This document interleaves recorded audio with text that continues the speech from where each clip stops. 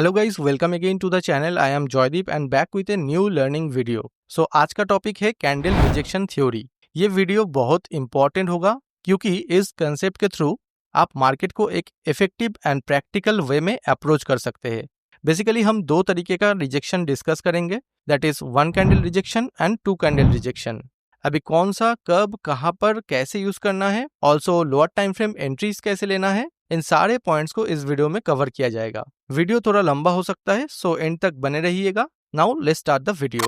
So basically candle rejection theory के बारे में डिटेल में जानने से पहले हमें पीडी एरे के ऊपर थोड़ा बहुत नॉलेज होना जरूरी है। पीडी एरे मतलब premium array and discount array. यहाँ पे हम दो मेन पीडी एरेस के ऊपर डिस्कशन करेंगे, that is fair value gap and swing points. अगर कोई भी पीडी एरे, चाहे वो फेयर वैल्यू गैप हो या स्विंग हाई हो, करंट मार्केट प्राइस के अपर साइड पे प्रेजेंट है तो वो एक रेजिस्टेंस की तरह काम करता है। जैसे कि यहाँ पे आप देख सकते हो एक फेयर वैल्यू गैप है, यहाँ पे आप देख सकते हो एक स्विंग पॉइंट्स यानी कि स्विंग हाई है, यहाँ पे भी आप देख सकते हो एक स्विंग हाई है। एंड इन लेवल्स के ऊपर जब भी प्राइस अप्रोच किया है, यहाँ से थोड़ा बहुत रिजेक्शन या रिवर्सल करते हुए हमें दिख रहा है। यहाँ से भी आप देख सकते हो प्राइस ने थोड़ा बहुत डाउन साइड में रिएक्शन दिया। बाकी discount array is like a support, चाहे वो कोई स्विंग लो हो या कोई फेयर वैल्यू गैप हो। जब भी प्राइस प्रीमियम एरे को टैप करता है तब जाके अगर प्राइस को अपना डायरेक्शन कंटिन्यू करना है तो प्राइस को चाहिए एक डिस्काउंट एरे। जैसे कि यहाँ पे आप देख सकते हो प्राइस ने पहले फेयर वैल्यू गैप को अप्रोच किया एंड यहाँ से थोड़ा बहुत रिजेक्शन लिया एंड डिस्काउंट एरे को सपोर्ट लेते हुए प्राइस ने अपसाइड मूव किया एंड यहाँ पे एक प्रीमियम एरे पे आके प्राइस ने फिर से थोड़ा बहुत डाउनसाइड में रिएक्शन दिया। अभी चाहिए प्राइस को सपोर्ट यानी कि डिस्काउंट एरे एंड यहाँ पे क्लियरली एक फेयर वैल्यू गैप प्रेजेंट है जो कि एक डिस्काउंट एरे की तरह काम कर रहा है क्योंकि ये करंट मार्केट प्राइस के नीचे है। यहाँ पे ये जो फेयर वैल्यू गैप था ये करंट मार्केट प्राइस के अपर साइड पे प्रेजेंट था। जब भी ये करंट मार्केट प्राइस के नीचे है तो वो एक सपोर्ट यानी कि डिस्काउंट एरे है एंड यहाँ से सपोर्ट लेते हुए प्राइस ने प्रॉपर रिवर्सल करते हुए ये जो मेजर स्विंग हाई अवेलेबल था इस लेवल तक एक क्लियर एंड स्मूथ मोमेंटम किया।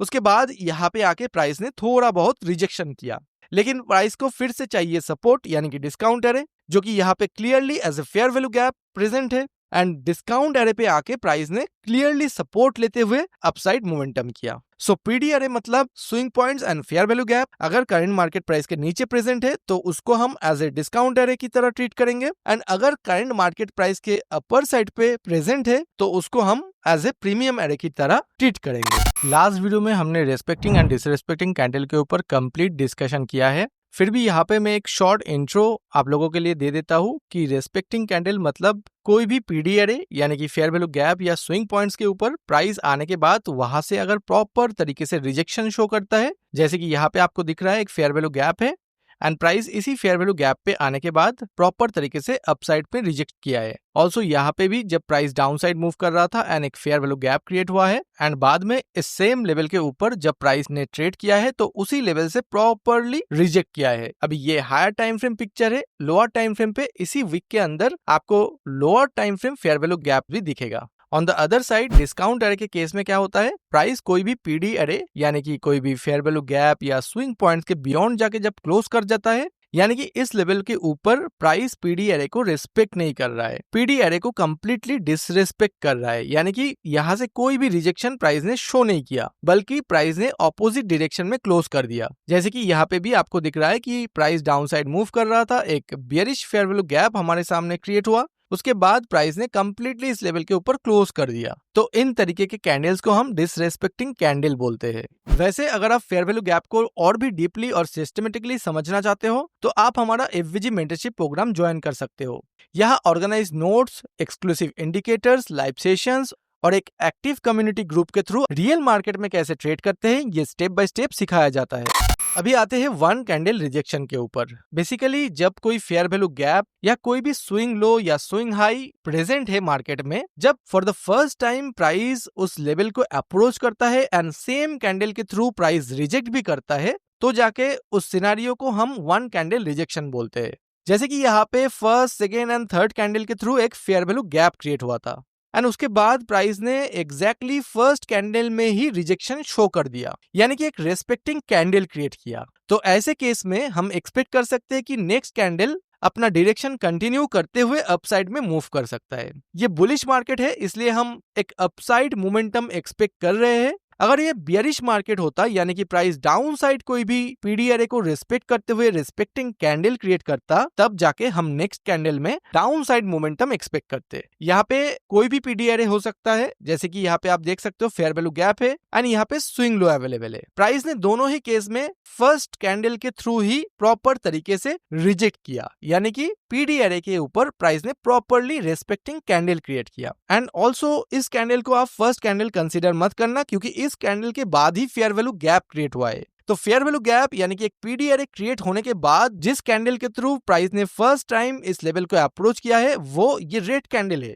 एंड यहाँ पे एक प्रॉपर रिजेक्शन भी हमें दिख रहा है। अभी इस चार्ट में भी एक फेयर वैल्यू गैप क्रिएट हुआ है first, second and third candle के थ्रू। उसके बाद जो फर्स्ट कैंडल क्रिएट हुआ है उसी कैंडल ने प्रॉपर तरीके से रिजेक्ट किया है। तो ऐसे केस में हम नेक्स्ट कैंडल को एक्सपेक्ट कर सकते हैं एंड नेक्स्ट कैंडल के अंदर लोअर टाइम फ्रेम पे जाके एंट्रीज भी ले सकते हैं। एंट्री कैसे लेना है उसके बारे में आगे बहुत ही डिटेल में डिस्कशन होगा, लेकिन फिलहाल के लिए आप नेक्स्ट कैंडल को कैसे प्रेडिक्ट कर सकते हो उसके लिए कैंडल रिजेक्शन थ्योरी जानना बहुत ही इंपॉर्टेंट है। अभी ये जो कैंडल क्रिएट हुआ है, ये जो रेस्पेक्टिंग कैंडल है, इसको अगर आप लोअर टाइम फ्रेम पे ब्रेक डाउन करोगे तो लोअर टाइम फ्रेम पे भी आपको ऐसा कुछ फेयर वैल्यू गैप क्रिएट होते हुए एंड रेस्पेक्ट होते हुए दिखेगा। यानी कि आप देख सकते हो यहाँ पे प्राइस ने प्रीवियस हाई को ब्रेक करते हुए फेयर वैल्यू गैप क्रिएट किया है एंड उसी फेयर वैल्यू गैप को रेस्पेक्ट करते हुए फिर से एक फेयर वैल्यू गैप क्रिएट किया है एंड फिर से एक हाई को ब्रेक भी किया है। प्राइस ने प्रॉपर तरीके से ऑर्डर फ्लो क्रिएट करते हुए अपसाइड मूवमेंट किया है on the lower time frame. ये जो कैंडल है, जो रेस्पेक्टिंग कैंडल है, उसको हमें लोअर टाइम फ्रेम पर भी फर्म करना है, तब जाके एक हाई प्रोबेबल एंट्री हम इसके नेक्स्ट कैंडल में ले सकते हैं on the lower time frame. जैसे कि इस एग्जांपल पे आपको दिख रहा है कि यहाँ पे एक फेयर वैल्यू गैप क्रिएट हुआ है एंड जस्ट नेक्स्ट कैंडल ने इसी फेयर वैल्यू गैप को रिस्पेक्ट करते हुए एक प्रॉपर तरीके से रिजेक्शन दिया है एंड उसके वेरी नेक्स्ट कैंडल आप देख सकते हो प्राइस का जो स्विंग हाई था, यानी कि एक पीडी एरे था जो कि हमारे लिए एक टारगेट हो सकता है, वहां तक बहुत ही इजीली मूव किया है। तो अल्टीमेटली इस कैंडल के बाद हम बहुत ज्यादा कंफर्म हो सकते हैं कि प्राइस अपना डायरेक्शन जो है वो एटलीस्ट नेक्स्ट पीडी एरे यानी कि ये स्विंग हाई तक कंटिन्यू करेगा एंड इस कैंडल के अंदर लोअर टाइम फ्रेम पे जाके हम एंट्री लेंगे। और भी एग्जांपल देखिए, जैसे कि यहाँ पे ये जो रिस्पेक्टिंग कैंडल है ये रिजेक्शन तो शो कर रहा है, लेकिन यहाँ पे ये जो रिट्रेसमेंट है ये बहुत ज्यादा डीप है। अगर प्राइस फेयर वैल्यू गैप के अंदर ही क्लोज कर जाता है रिजेक्शन के बाद, फेयर वैल्यू गैप के अपर साइड में प्राइस अगर मूव नहीं करता है, तब हमें और भी ज्यादा कंफर्मेशन की जरूरत होगा।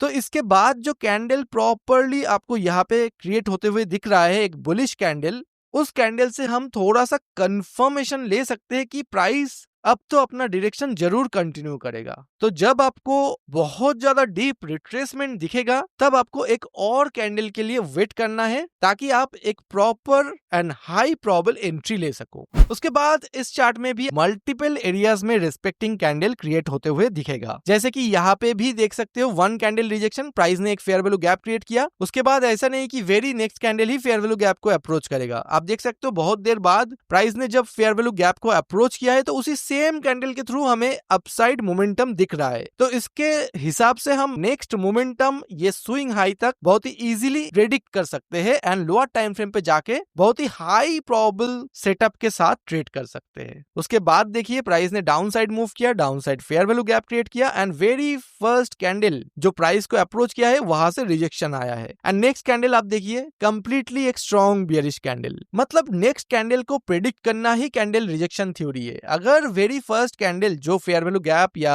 कोई स्विंग पॉइंट को अप्रोच कर रहा है, अगर वहां से फर्स्ट कैंडल में ही रिजेक्शन आ जाए तो उसको हम वन कैंडल रिजेक्शन बोलते हैं एंड उसके थ्रू हम एक्सपेक्ट कर सकते हैं कि प्राइस नेक्स्ट कैंडल के थ्रू अपना डायरेक्शन कंटिन्यू करने वाला है। उसके बाद फिर से देखिए प्राइस ने यहाँ पे फेयर वैल्यू गैप क्रिएट किया, यहाँ से प्रॉपर तरीके से रिजेक्ट किया एंड नेक्स्ट कैंडल फिर से bearish candle up to this swing low. अभी यहाँ पे अगर एक प्रीमियम एरे है तो नेक्स्ट टारगेट आपको यहाँ तक तो मिल ही जाएगा क्योंकि यहाँ पे आपका डिस्काउंट एरे है। उसके बाद इस लेवल पे भी आप देखिए प्रॉपर तरीके से रिजेक्शन हुआ है, ये थोड़ा सा ज्यादा डीप रिट्रेसमेंट है, तो आपको नेक्स्ट एक बुलिश कैंडल फॉर्मेशन के लिए वेट करना है, तब जाके आपको इस स्विंग हाई तक क्लियरली टारगेट मिल जाता।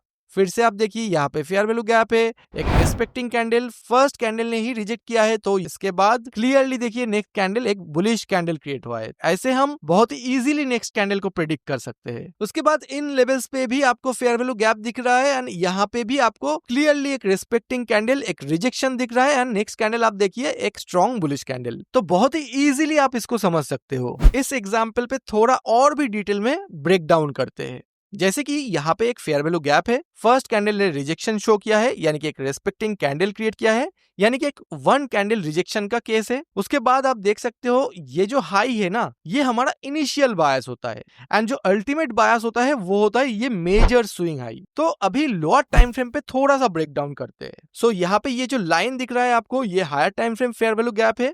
यहाँ पे अप्रोच करने के बाद एग्जैक्टली इस लेवल पे प्राइस ने एक फेयर वैल्यू गैप क्रिएट किया एंड एग्जैक्टली यहाँ से ही रेस्पेक्टिंग कैंडल क्रिएट किया। एंट्री तो आपका यहाँ पे ही बन जाता एंड स्टॉप लॉस इस लेवल पे आप रख सकते थे, लेकिन जैसे कि मैंने कहा आपको हायर टाइम फ्रेम पे एक कैंडल के लिए वेट करना है एंड यहाँ पे आके प्राइस ने फर्स्ट कैंडल क्रिएट किया है जो कि हायर टाइम फ्रेम का यही रिजेक्शन कैंडल है।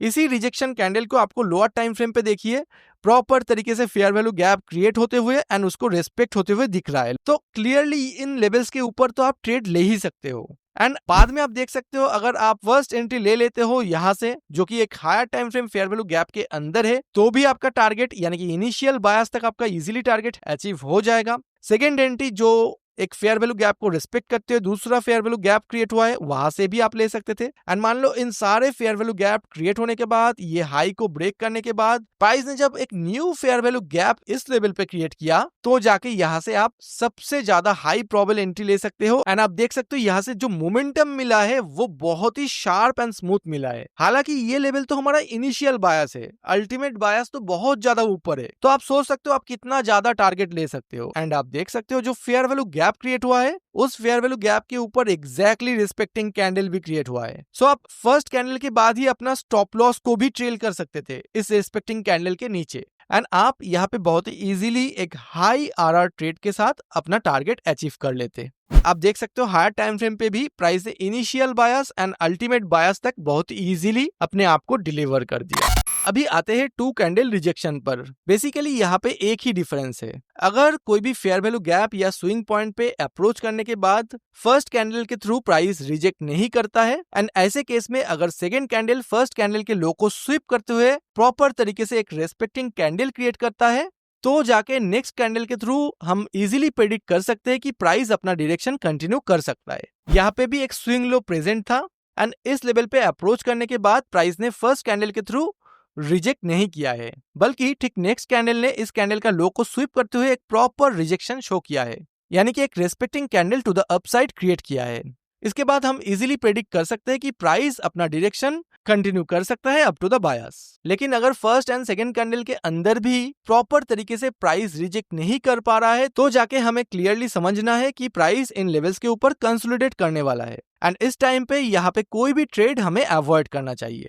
यहाँ पे एक एग्जाम्पल के अंदर आप देख सकते हो कि प्राइस ने एक फेयर वैल्यू गैप क्रिएट किया, बाद में फर्स्ट कैंडल ने यहाँ पे प्रॉपर तरीके से रिजेक्ट नहीं किया, क्योंकि यहाँ पे upside and down side both side से प्राइस ने रिजेक्ट किया है। यहाँ पे हम कंफर्म नहीं हो सकते हैं। बाद में प्राइस ने नेक्स्ट कैंडल के थ्रू इस कैंडल के लो को स्वीप करते हुए एक रेस्पेक्टिंग कैंडल क्रिएट किया है एंड उसके नेक्स्ट कैंडल ने एक फुल बॉडी कैंडल क्रिएट हुआ है। इसके बाद हम कंफर्म हो सकते हैं कि प्राइस नेक्स्ट प्रीमियम एरे यानी कि स्विंग हाई तक अपना डायरेक्शन कंटिन्यू कर सकता है। उसके बाद इस एग्जाम्पल पे भी आप देखिए कि प्राइस ने एक फेयर वैल्यू गैप क्रिएट किया है एंड यहाँ पे एक मेजर स्विंग हाई प्रेजेंट है। सो बेसिकली ये fair value gap current market price के नीचे है, सो ये एक डिस्काउंट एरे है एंड ये हमारे लिए एक प्रीमियम एरे है। सो हम एक्सपेक्ट कर सकते हैं कि प्राइस इस डिस्काउंट एरे से प्रीमियम एरे की तरफ मूव कर सकता है। उसके नेक्स्ट कैंडल ने यहाँ पे फेयर वैल्यू गैप को अप्रोच जरूर किया है, लेकिन प्रॉपर तरीके से रिजेक्शन नहीं दिया है। सो हमें वेट करना है कि नेक्स्ट कैंडल ने अगर इस कैंडल के लो को स्वीप करता है, एक रेस्पेक्टिंग कैंडल क्रिएट करता है, तो जाके हम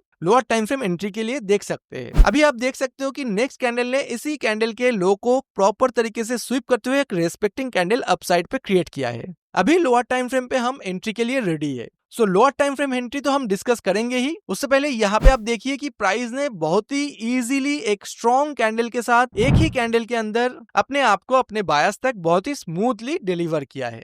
उसके बाद प्राइस ने यहाँ पे फिर से एक डिस्काउंट एरे यानी कि एक फेयर वैल्यू गैप क्रिएट किया है।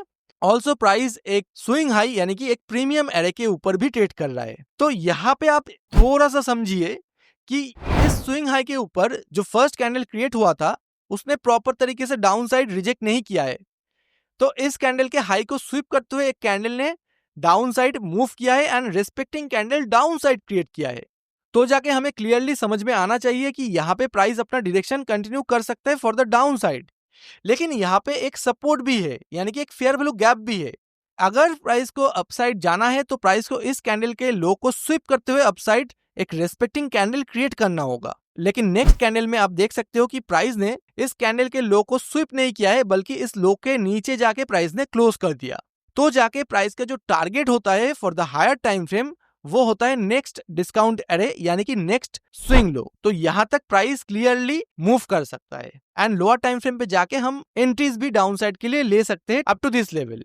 इसको हम बोलते हैं सीकिंग लिक्विडिटी, यानी कि जब प्राइस फेयर वैल्यू ऑफर नहीं करता है तो प्राइस इन स्विंग हाईज या स्विंग लोस के ऊपर जो लिक्विडिटीज अवेलेबल होते हैं उनको ग्रैब करने की ट्राई करता है। अभी आप क्लियरली देख सकते हो कि प्राइस ने बाद में बहुत ही इजीली एंड स्मूथली अपने आप को इस डिस्काउंट एरे के ऊपर डिलीवर किया है। यहाँ पे एक और भी एग्जांपल देखिए, प्राइस ने डाउन साइड जाते वक्त एक फेयर वैल्यू गैप क्रिएट किया। उसके बाद प्राइस ने जब फर्स्ट कैंडल के थ्रू फेयर वैल्यू गैप को अप्रोच किया है तो उस लेवल पे प्राइस ने प्रॉपर तरीके से रिजेक्शन नहीं दिया है। इसके नेक्स्ट जो कैंडल क्रिएट हुआ है उस कैंडल ने इस कैंडल के हाई को प्रॉपर तरीके से स्वीप भी किया है एंड उसके बाद डाउन साइड मूवमेंट करते हुए एक proper respecting candle down side create किया है। तो इस केस में हमारे लिए दो बायस होता है। एक होता है इनिशियल बायस। इनिशियल बायस मतलब ये जो इनिशियल स्विंग लो आपको दिख रहा है वो होता है आपके लिए इनिशियल बायस, एंड दूसरा होता है फाइनल बायस जिसको हम ड्रॉ ऑन लिक्विडिटी भी बोलते हैं, जो कि ये मेजर स्विंग लो के ऊपर प्रेजेंट है। तो अभी आप देख सकते हो कि प्राइस ने टू कैंडल रिजेक्शन के through initial bias and ultimate bias की तरफ अपने आप को कितना स्मूथली डिलीवर किया है।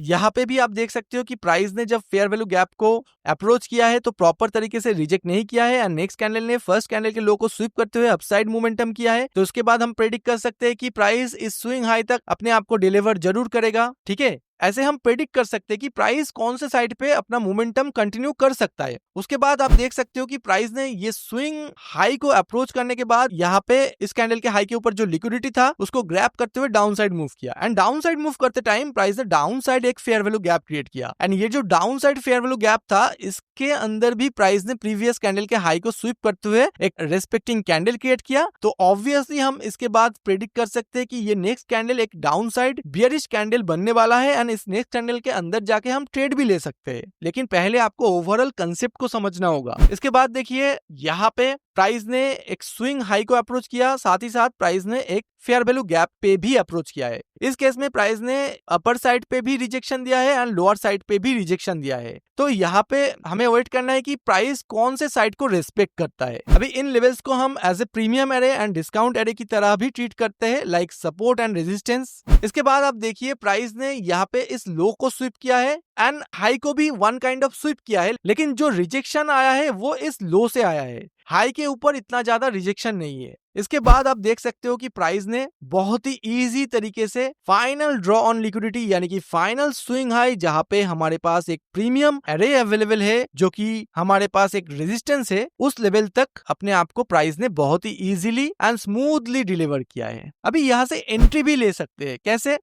अगर लोअर टाइम फ्रेम पे जाते हैं तो इसी higher time frame fair value gap के अंदर प्राइस ने ट्रेड करने के बाद जब प्राइस प्रीवियस स्ट्रक्चर बॉडी को ब्रेक करता है तब जाके आप डायरेक्टली इस लेवल के ऊपर एंट्री ले सकते हो। उसके बाद यहाँ पे आप देख सकते हो फेयर वैल्यू गैप क्रिएट करने के बाद यहाँ पे प्राइस ने एक छोटा सा कैंडल क्रिएट किया एंड इस कैंडल के लो को स्वीप करते हुए एक प्रॉपर रिस्पेक्टिंग कैंडल क्रिएट किया। आप यहाँ पे एंट्री लो या यहाँ पे, दोनों केस में आपको फेयर वैल्यू गैप के नीचे ही अपना स्टॉप लॉस प्लेस करना है। उसके बाद आप ड्रॉ ऑन लिक्विडिटी तक इजीली टारगेट ले सकते हो एंड इसके बाद भी अपना एसएल को ट्रेल कर सकते हो। उसके बाद आप देख सकते हो यहाँ पे प्राइस ने फर्स्ट कैंडल में प्रॉपर तरीके से रिजेक्ट नहीं किया है क्योंकि यहाँ पे दोनों तरफ से रिजेक्शन है, लोअर साइड से एंड अपर साइड से। उसके बाद आप देख सकते हो नेक्स्ट कैंडल ने ना ही इस हाई को स्वीप किया है ना ही इस हाई के ऊपर क्लोज किया है। अगर इस लेवल के ऊपर प्राइस क्लोज करता तो इस लेवल के ऊपर जो स्विंग हाई प्रेजेंट है, यहाँ तक प्राइस इजीली मूव कर जाता। लेकिन सेकेंड कैंडल ने ना ही स्वीप किया है ना ही क्लोज किया है, तो सेकेंड कैंडल के थ्रू हम कुछ भी कंक्लूजन नहीं निकाल सकते। इसके बाद आप देखिए जो नेक्स्ट कैंडल है, इस फेयर वैल्यू गैप के अंदर इस हाई को प्रॉपर तरीके से स्वीप करते हुए एक प्रॉपर डाउनसाइड कैंडल क्रिएट किया है कि प्राइस अपना डायरेक्शन डाउनसाइड पे कंटिन्यू जरूर करेगा। जिसके बाद आप देख सकते हो कि इस फेयर वैल्यू गैप के अंदर जब प्राइस ने इस हाई को स्वीप किया है एंड एक प्रॉपर रेस्पेक्टिंग कैंडल क्रिएट किया है, यानी कि एक रिजेक्शन कैंडल क्रिएट किया है, उसके बाद जो हमारा इनिशियल बायस होता है वो ये लेवल तक होता है, क्योंकि यहाँ पे प्राइस देखो discount array and premium array यानी कि एक स्विंग लो एंड एक फेयर वैल्यू गैप के अंदर स्टक है। तो फाइनल यहाँ पे इस रिजेक्शन के बाद ही हम कंफर्म हो सकते हैं कि प्राइस अपना डायरेक्शन को कंटिन्यू कर सकता है। तब तक कोई भी एंट्री अगर आप लेते हो तो कंसोलिडेशन के चक्कर में आपका स्टॉप लॉस हिट हो जाएगा। ये वाला कैंडल बनने के बाद आपका इनिशियल बायस ये होता है and final draw on liquidity ये मेजर स्विंग लो होता है। उसके बाद आप देख सकते हो लोअर टाइम फ्रेम पे ये डेली टाइम फ्रेम का फेयर वैल्यू गैप था एंड यहाँ पे ये कैंडल हाई था। इस कैंडल के हाई को स्वीप करने के बाद प्राइस ने यहाँ पे भी एक फेयर वैल्यू गैप क्रिएट किया एंड बाद में भी यहाँ पे एक फेयर वैल्यू गैप क्रिएट किया एंड इसी फेयर वैल्यू गैप के अंदर हम क्लियरली एंट्री ले सकते थे। यहाँ पे अगर हम एंट्री लेते तो क्लियरली ड्रॉ ऑन लिक्विडिटी तक हमें बहुत ही परफेक्ट आरआर के साथ अपना टारगेट अचीव होते हुए दिख जाता। आई होप कि इस वीडियो के बाद आपका मार्केट को देखने का नजरिया जरूर बदलेगा। अगर आप इन सारे कंसेप्ट को और भी प्रॉपरली एक ऑर्गेनाइज तरीके से सीखना चाहते हो तो आप हमारे fair value gap mentorship program को ज्वाइन कर सकते हो। यहाँ पे ऑर्गेनाइज स्टडी नोट्स, हमारा exclusive fair value gap indicator, live learning sessions और एक स्ट्रॉन्ग कम्युनिटी ग्रुप है जहाँ हम लाइव ट्रेड्स डिस्कस करते हैं ताकि आपको एक रियल टाइम लर्निंग मिल सके। अगर इस वीडियो से आपको कुछ भी सीखने को मिला है तो प्लीज वीडियो को लाइक करें, ज्यादा से ज्यादा लोगों तक शेयर करें और ऐसा ही यूजफुल और इम्पोर्टेंट लर्निंग के लिए चैनल को सब्सक्राइब जरूर करें। आज के लिए बस इतना ही, मिलते हैं नेक्स्ट वीडियो में ऐसे ही कुछ इंपॉर्टेंट लर्निंग के साथ। तब तक के लिए thank you and happy trading.